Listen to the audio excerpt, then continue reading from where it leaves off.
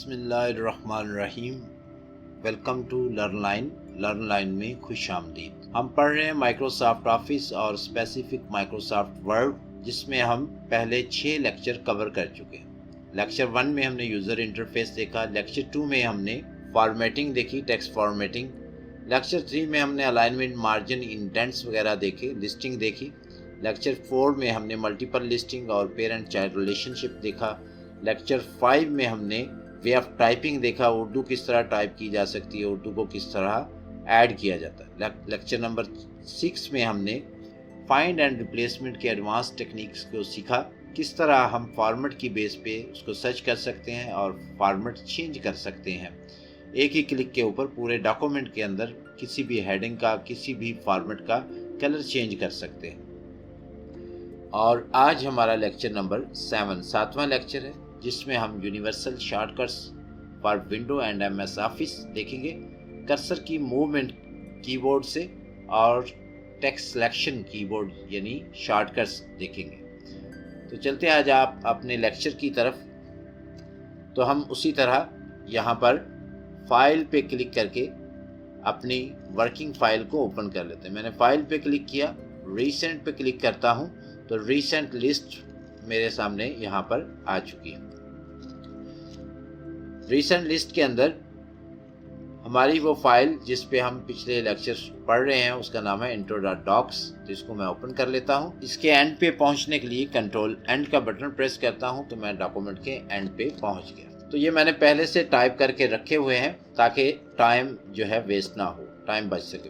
तो इनको universal shortcut इसलिए कहा कि ये विंडो की हर ऐप के अंदर इस्तेमाल हो जाते हैं और स्पेसिफिक माइक्रोसॉफ्ट ऑफिस की तमाम एप्लीकेशंस के अंदर यही शॉर्टकट। तो पहले थोड़ी सी टर्म सीख लेते हैं, जान लेते हैं। कर्सर ये जो ब्लिंक कर रहा है, जहाँ पर मैंने क्लिक किया और ये जो लाइन ब्लिंक कर रही है, इसे कर्सर कहते हैं। इस कर्सर को मैं जहाँ पर रखता हूँ वहाँ से जब मैं टाइपिंग करूँगा तो वहीं पर टाइपिंग होगी। ये कर्सर है। उसके बाद बैक स्पेस का बटन आपके कीबोर्ड के ऊपर जो राइट इंटर का बटन होता है, जो मेन कीबोर्ड के अंदर इंटर का बटन होता है, उसके ऊपर होता है बैक स्पेस।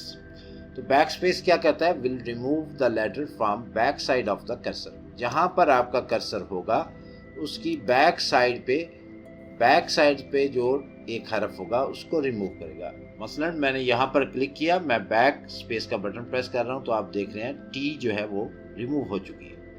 मैंने दोबारा टाइप कर दी। बैक स्पेस हमेशा जो है कर्सर की बैक साइड से एक हरफ को डिलीट करेगा। इसी तरह डिलीट का बटन जो आपके कीबोर्ड के ऊपर कंट्रोल बटन्स के अंदर होता है, डिलीट का बटन वो क्या करता है? Will remove the letter from ahead of the cursor. वो कर्सर के आगे से एक हरफ डिलीट करेगा। मसलन यहीं पर रखते हुए अगर मैं डिलीट का बटन प्रेस करता हूँ तो ये पहले स्पेस डिलीट होगी, उसके बाद दोबारा डिलीट का बटन प्रेस करने से सी जो है वो डिलीट हो चुकी। मैं इसको उसी तरह वापस कर देता हूं तो डिलीट का बटन हमेशा कर्सर के आगे से डिलीट करेगा। इंटर का बटन क्या करता है? Will move the cursor to next line but with new paragraph. और शिफ्ट इंटर का बटन क्या करता है? Shift plus enter. शिफ्ट और इंटर का बटन कॉम्बिनेशन प्रेस करने से will move the cursor to next line but will keep the previous line complete and paragraph continuity, कि उसके तसलसल को बरकरार रखेगा। शिफ्ट इंटर कर्सर को नीचे भी ले आएगा लेकिन पैराग्राफ के तसलसल को बरकरार रखेगा। ये हमने पहले लेक्चर्स में कवर कर चुके हैं, हम इसको डिटेल के साथ देख चुके हैं। उसके बाद कंट्रोल का बटन प्लस बी, किसी भी टेक्स्ट को सिलेक्ट करके अगर मैं कंट्रोल बी प्रेस करता हूँ तो ये क्या करता है? उसको बोल्ड कर देता है। दोबारा कंट्रोल बी प्रेस करने से उसे अनबोल्ड कर देता है। कंट्रोल प्लस आई उसे इटैलिक कर देगा। मैं इस टेक्स्ट को सिलेक्ट करता हूँ, कंट्रोल प्लस आई तो इसको इटैलिक कर दिया, दोबारा प्रेस करने से वो डीसेलेक्ट हो जाता है। कंट्रोल यू उसे अंडरलाइन कर देता है, कंट्रोल यू अंडरलाइन, और दोबारा प्रेस करने से वो लाइन ऑफ और ऑन और ऑफ हो जाती है। कंट्रोल एस का बटन प्रेस करने से सेव द फाइल, ये जो हम यहाँ पर जाकर इसको सेव करते हैं तो ये हमें यहाँ पर जाकर करने की बजाय कंट्रोल एस जो इसका शॉर्टकट है इसको प्रेस करने से भी फाइल सेव करेगा। पहली दफ़ा करेगा तो वो नाम और लोकेशन पूछेगा, अगर दूसरी दफ़ा करेगा तो वो जस्ट उसी फाइल को अपडेट कर देगा। कंट्रोल सी किसी भी टेक्स्ट को सिलेक्ट करके जब हम कंट्रोल सी प्रेस करते हैं तो वो क्या करता है, वो उसे कॉपी कर लेता है। यहाँ पर रहते हुए मैं कंट्रोल सी प्रेस करता हूँ तो ये कॉपी हो चुका है। कंट्रोल वी उस कॉपी किए हुए को पेस्ट करने के लिए, यहाँ पर मैं इंटर प्रेस करके कंट्रोल वी प्रेस करता हूँ तो आप देखें ये वाली लाइन जो मैंने कॉपी की थी ये पेस्ट हो चुकी है। तो कंट्रोल सी से कॉपी, कंट्रोल वी से पेस्ट। उसके बाद कंट्रोल एक्स क्या करता है, कट कर देता है। कंट्रोल एक्स सिलेक्टेड टेक्स्ट को कट कर देगा। मसलन मैं टेक्स्ट को अगर मूव करना चाहता हूँ, मैं इस फिक्रे को यहाँ से हटाकर कंट्रोल एक्स प्रेस करता हूँ, यहाँ पर लेकर आता हूँ तो मैं यहाँ पर आकर उसको कंट्रोल वी कर दूँगा तो ये वहाँ से मूव कर गया। अब ये कॉपी नहीं हुआ बल्कि क्या हुआ, कट हो गया।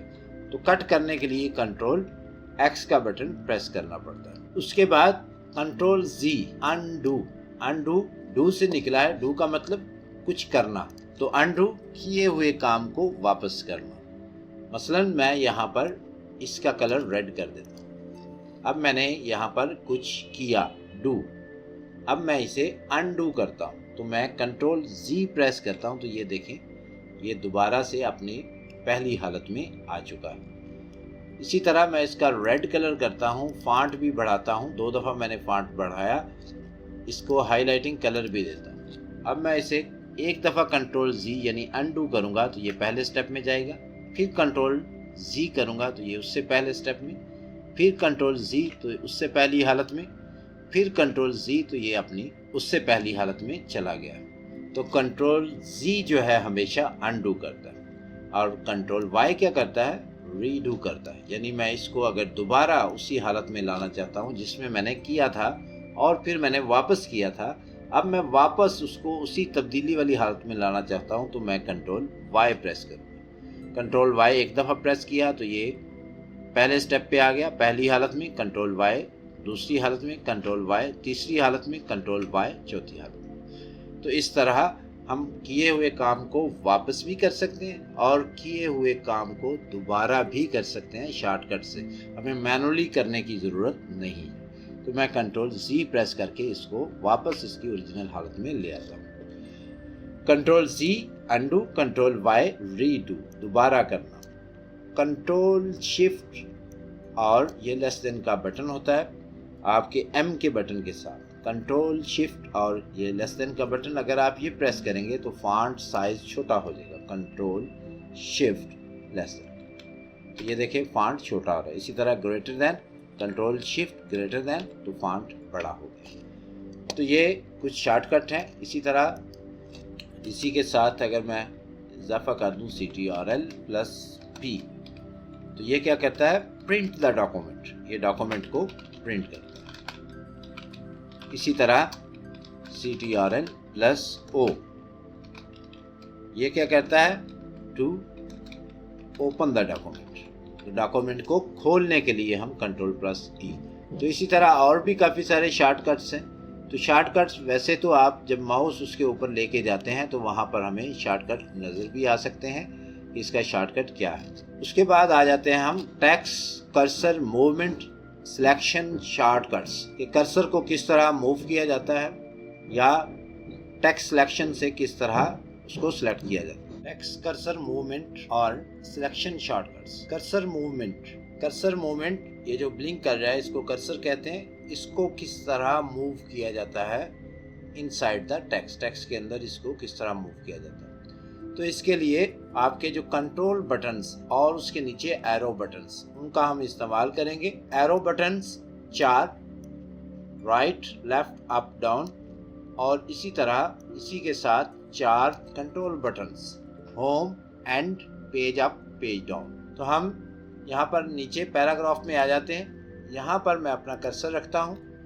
अब मैं राइट एरो प्रेस कर रहा हूँ तो आप देखें एक हर्फ वो राइट साइड पे कर्सर को ले गया। इसी तरह लेफ्ट एरो प्रेस करता हूँ तो एक हर्फ लेफ्ट साइड पे वो कर्सर को ले गया। इसी तरह अप एरो प्रेस करता हूँ तो ऊपर वाली लाइन में सेम पोजीशन में, डाउन एरो प्रेस करता हूँ तो वापस उसी लाइन में सेम पोजीशन में, फिर डाउन एरो नीचे वाली लाइन सेम पोजीशन।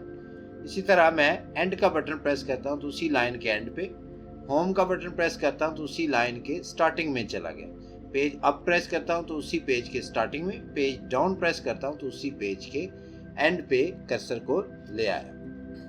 तो ये है कर्सर मूवमेंट इन 8 बटनों के साथ।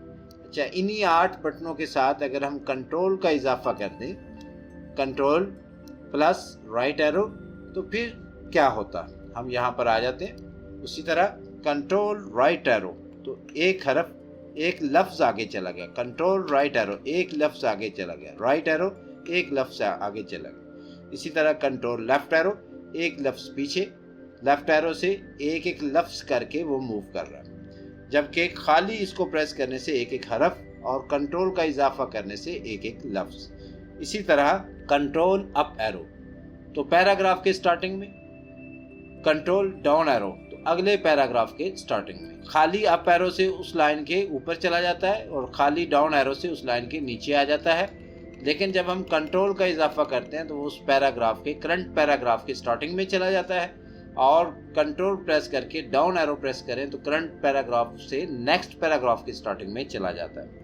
इसी तरह कंट्रोल होम प्रेस करने से डॉक्यूमेंट के स्टार्ट में, कंट्रोल एंड प्रेस करने से डॉक्यूमेंट के एंड पे चला जाता है। कंट्रोल पेज अप प्रेस करने से वो पिछले पेज के स्टार्टिंग में चला जाता है। कंट्रोल पेज अप और कंट्रोल पेज डाउन जो है उसको प्रेस करने से कोई फर्क नहीं पड़ता। ये थी कर्सर मूवमेंट, खाली कर्सर को मूव करना। तो इसी को अगर सिलेक्ट करना हो, कर्सर को की मूवमेंट के साथ सिलेक्शन भी करनी हो, तो फिर हम शिफ्ट का इजाफा करें। तो इसी तरह पैराग्राफ में आ जाता हूँ, शिफ्ट राइट एरो एक हरफ सिलेक्ट हो गया, इसी तरह शिफ्ट लेफ्ट एरो एक हरफ कर्सर के पीछे से सिलेक्ट हो गया, शिफ्ट अप एरो तो पूरी लाइन वहां तक जहां पर कर्सर थी उसके ऊपर तक सिलेक्शन होगी, शिफ्ट डाउन एरो और वही सेम जगह पे नीचे वाली लाइन तक सिलेक्शन हो चुकी। कंट्रोल एंड प्रेस करने से कर्सर के आगे आखिर तक वो लाइन सारी सिलेक्ट कर लेगा। कंट्रोल शिफ्ट होम प्रेस करने से वो पूरी लाइन जो है कर्सर के पीछे से लेकर स्टार्टिंग तक उसको सिलेक्ट कर देगा। तो ये 8 बटन शिफ्ट के साथ। इसी तरह page shift page up press करने से कर्सर के ऊपर से लेके कर्सर के पीछे से लेके पेज के ऊपर वाले सिरे तक उसने सिलेक्ट कर लिया। पेज डाउन तो कर्सर के आगे से लेके उसने डॉक्यूमेंट के एंड वाले सिरे तक उसने सिलेक्शन कर लिया। तो ये 8 बटनों के साथ अगर हम शिफ्ट का इजाफा करें तो वो साथ में सिलेक्शन भी कर लेता है। इसी तरह अगर हम इसमें कंट्रोल शिफ्ट यानी कंट्रोल और शिफ्ट दोनों का इजाफा कर लें, control shift up arrow press करने से कर्सर के पीछे से सारा पैराग्राफ सिलेक्ट हो जाएगा, कंट्रोल डाउन एरो कर्सर के आगे से सारा पैराग्राफ सिलेक्ट हो जाएगा, कंट्रोल राइट एरो यहाँ पर मैं रखे control shift right arrow press करता हूँ तो ये एक एक पूरा लफ्ज जो है वो आगे सिलेक्शन करता जा रहा है।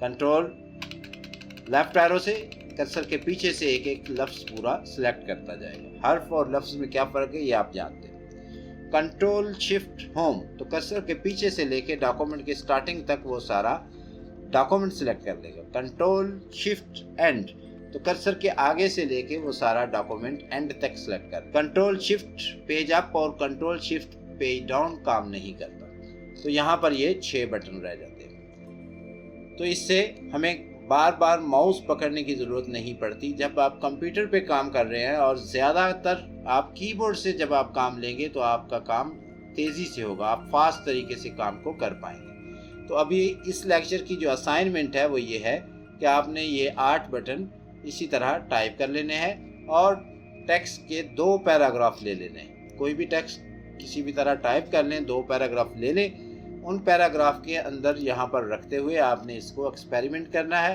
आपने इसको प्रैक्टिस करना है कि up arrow down arrow right arrow left arrow, फिर उसी के साथ home and page up page down करना है आपने, और फिर वापस कर्सर को लाते हुए उनके साथ शिफ्ट का इजाफा करना है और फिर उनके साथ कंट्रोल का इजाफा करना है और फिर आपने उसकी सिलेक्शन के लिए शिफ्ट का इजाफा करना है और फिर शिफ्ट के साथ कंट्रोल का इजाफा करना है। इस सारे को प्रैक्टिस करके आपने अपनी नोटबुक पे इसको नोट कर लेना है कि control plus right arrow press करने से क्या होता है, कंट्रोल लेफ्ट एरो प्रेस करने से कर्सर कहाँ पर चला जाता है, और शिफ्ट का इजाफा करने से कितनी सिलेक्शन होती है, कंट्रोल शिफ्ट का इजाफा करने से कितनी सिलेक्शन होती है। तो ये थे टेक्स्ट सिलेक्शन के शॉर्टकट। आज के लिए इतना ही, मिलते हैं अपने अगले लेक्चर में, तब तक के लिए अल्लाह हाफ़िज़।